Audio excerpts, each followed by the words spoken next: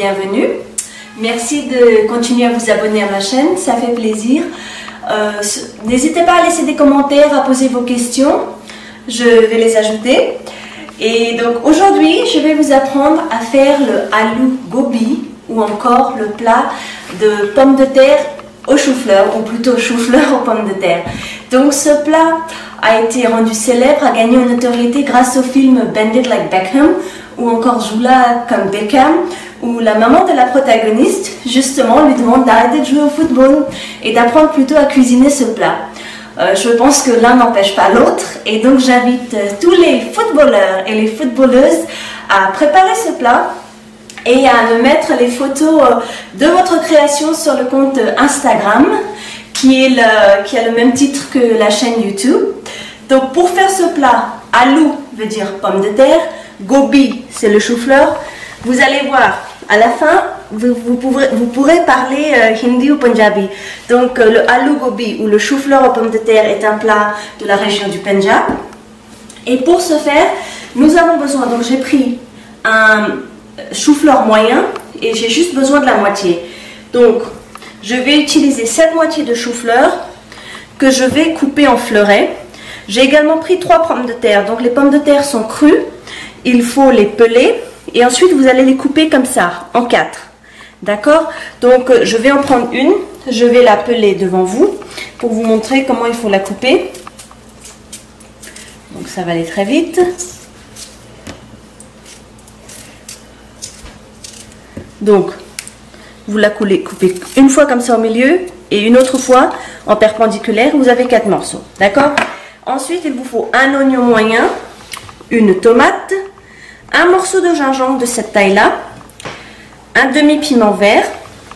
Et pour les épices sèches, donc on m'a confirmé que le haldi, qui se dit haldi en punjabi, hindi, et qui se dit turmeric en English, en français ça se dit curcuma. Donc c'est bien cette épice-là.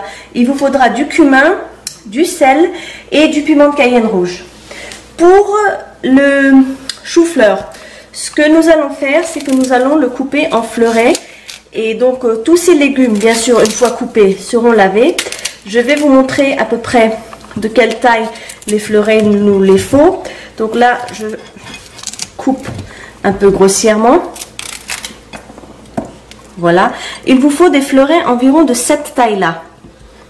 Voilà. Par exemple, si vous avez un fleuret qui est gros comme ça, normalement, vous pouvez en faire 4 petits fleurets, vous voyez, de cette taille-là. Ça, c'est la taille des fleurets. Donc, en général, on coupe une fois au milieu et on les coupe comme ça. Si on arrive à garder une belle forme, c'est très bien.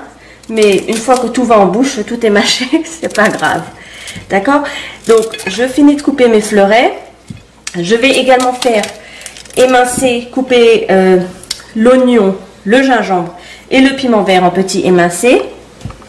Voilà. Là, les fleurets, ils tombent tout de suite. Vous voyez, ils sont de cette taille-là. C'est très mignon.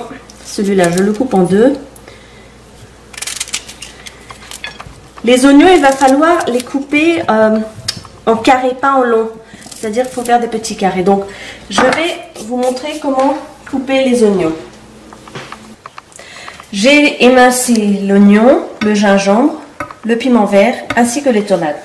Donc la première étape consiste, j'ai mis 2 cuillères à café de ghee ou de beurre clarifié dans ma poêle et je vais ajouter 1 cuillère à café de cumin.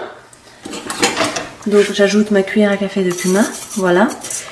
Et quand le cumin va un peu craqueler, je vais ajouter les oignons ainsi que le gingembre et les tomates pour faire le masala de base.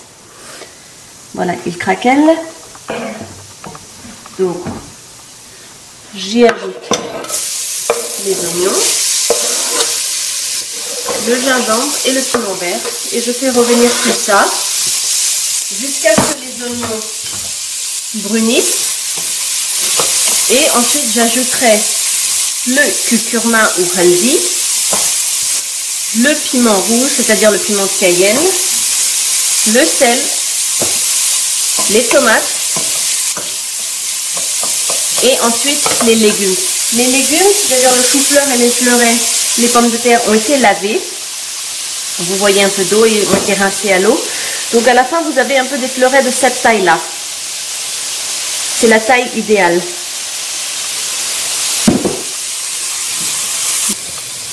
Mon mélange d'oignons, de gingembre et de piment vert a bien réduit. Vous voyez, les oignons ont pris une belle couleur marron, caramel. Donc maintenant, je vais ajouter les épices sèches. Ce plat, aloo gobi, c'est-à-dire le chou-fleur avec les pommes de terre, en général a une très très belle couleur jaune. Donc, ce qu'il faut faire, c'est ajouter plus de haldi ou curcuma que d'habitude. Donc là, je vais y mettre une cuillère. Ok. J'ai des problèmes à la maison, donc je disais, je vais mettre une cuillère à café. Et voilà. Ensuite, ce que je vais faire, c'est que je vais ajouter une demi-cuillère de piment de Cayenne et du sel, suivant le goût. Une chose à retenir, c'est que les recettes que je fais sont pour ma famille. Donc, nous sommes une famille de 4 et les proportions sont adaptées à nos recettes. Si vous avez besoin d'augmenter les proportions, par exemple, vous avez une famille à 5 personnes, 6 personnes, vous allez recevoir. Mettez-le en commentaire et je vais vous expliquer en quelle proportion il faut augmenter les choses. Donc, ce mélange d'épices maintenant dégage, comme d'habitude, cette odeur d'épices un peu brûlées. Je vais y ajouter mes tomates. Et une fois que les tomates seront cuites, c'est-à-dire que le ghee va commencer à sortir sur les côtés, et ce mélange de tomates, oignons va être homogène, je vais y ajouter le chou-fleur et les pommes de terre. Donc au départ, quand j'ajoute les tomates, le mélange ressemble à ça. Et vous allez voir qu'en le faisant cuire à petit feu, une fois que les tomates auront bien absorbé, se seront bien mélangées, ça va avoir une consistance et une couleur homogène. Le masala est homogène et donc je vais ajouter mes pommes de terre ainsi que mon chou-fleur qui a été coupé et lavé au préalable, et je vais également ajouter un demi-verre d'eau.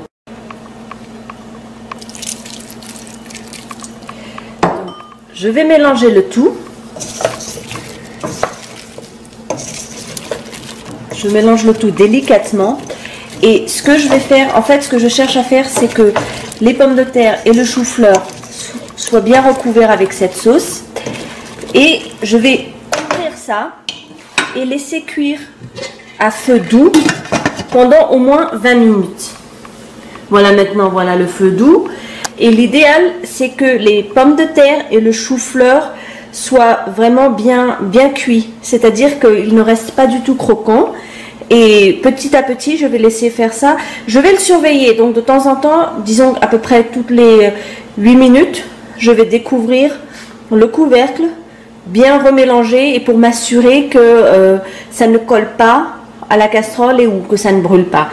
Le key here, l'étape essentielle, c'est que ça doit cuire à feu doux, mais ça doit rester couvert. Donc je vois à travers le couvercle que la sauce est en train de bouillir. Donc ce que je vais faire, c'est découvrir le plat. Oui, il y a beaucoup de buée, donc remélanger ça. Et rien qu'en touchant, je sais que c'est pas complètement cuit parce que vous voyez quand j'appuie, ici il y a de la résistance. Pareil pour les pommes de terre, il y a de la résistance. Elles ne sont pas cuites, donc j'ai bien remélangé. Et je vais continuer à laisser cuire jusqu'à ce que les légumes soient bien mous. Voilà, maintenant quand je touche, vous voyez ça se casse très facilement, ça m'indique que les légumes sont cuits. Ce que je vais faire maintenant, c'est augmenter le feu et le mettre à vif.